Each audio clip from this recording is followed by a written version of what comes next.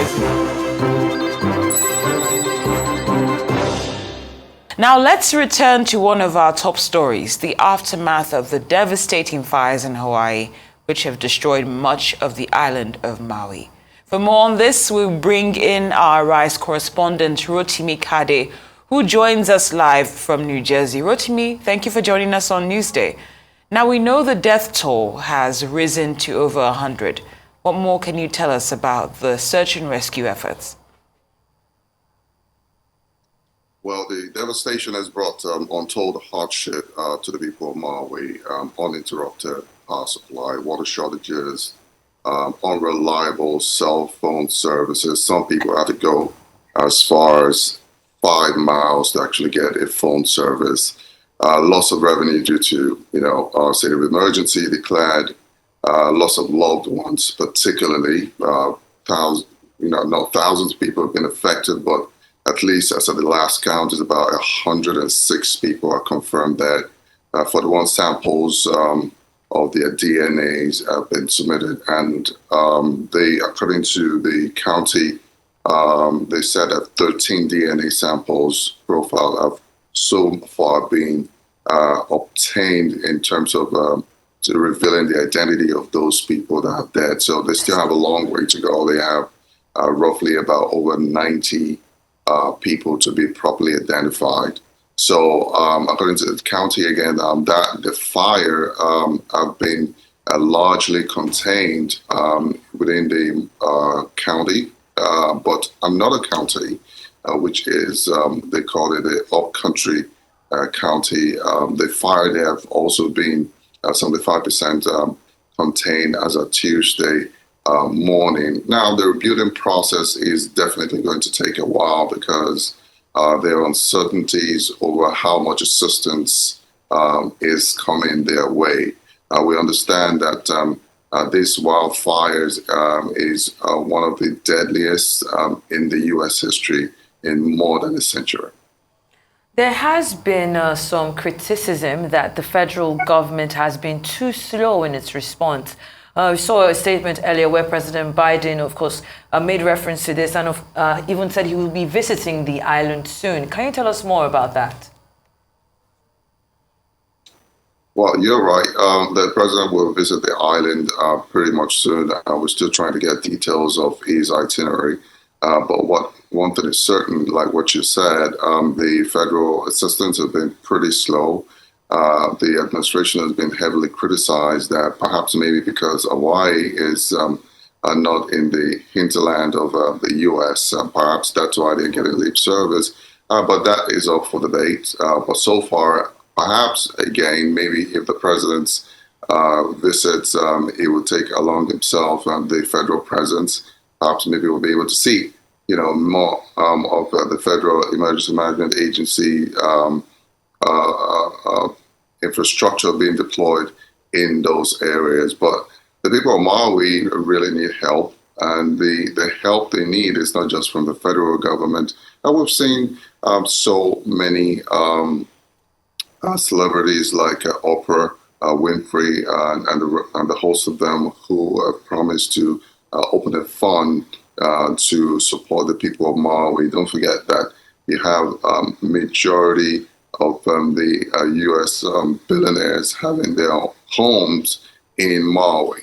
So there's a huge interest in Maui at this time.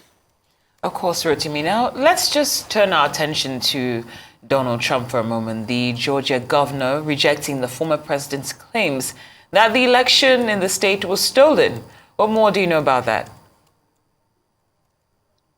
Well, there's been no love lost between these two individuals since 2020 when the election was declared in favor of President Biden. President Trump has been on the constant attack of Governor Kemp and saying that he did not respond to some of his pleas and his demand to overturn the election in his favor.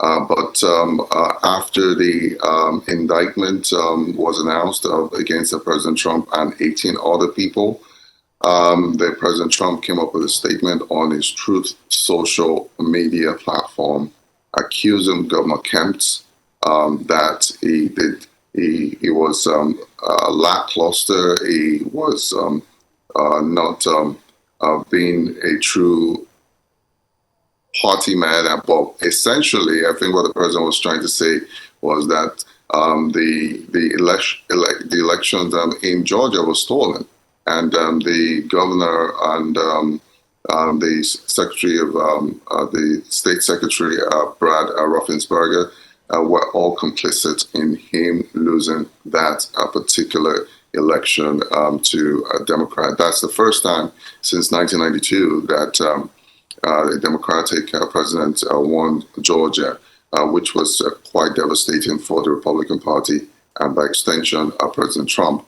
However, Governor Kemp actually responded to his accusation, and on his Twitter page he said he would definitely release or provide complex, detailed, but irrefutable information on the presidential election fraud, which that's the presidential election fraud which took place in Georgia. That's according to President Trump, not the governor of Georgia. But the governor of Georgia said they would find a way to counter that allegations because what happened in Georgia is a true reflection of what the people want. Thank you so much for that, Rotimi. But we know that the former U.S. president and 18 of his associates have 9 days to surrender to the charges on racketeering and voter fraud in the state of Georgia. Any indication as to exactly when we're going to be seeing Donald Trump turning himself in?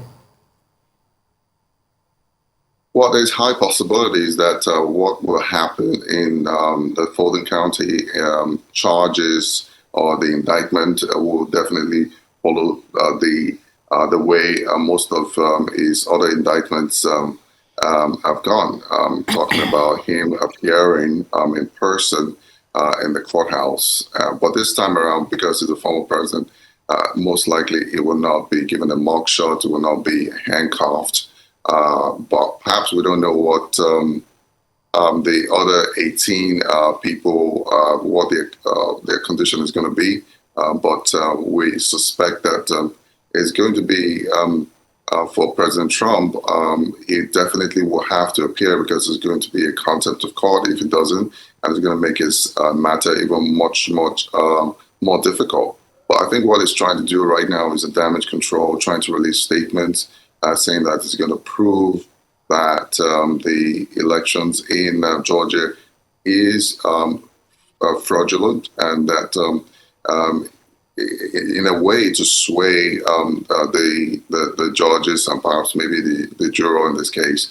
But again, this is 2 years into the elections of 2020. And for President Trump to still be insisting that he won Georgia is really, perhaps out of place for so many Republicans. And that's the reason why he's getting a lot of kickbacks, including from Republican parties, bigwigs, including the governor of Georgia. Well, that certainly explains a lot. And thank you for your time and input here on Newsday. Arise analyst Rotimi Kade, thank you for joining us live from New Jersey.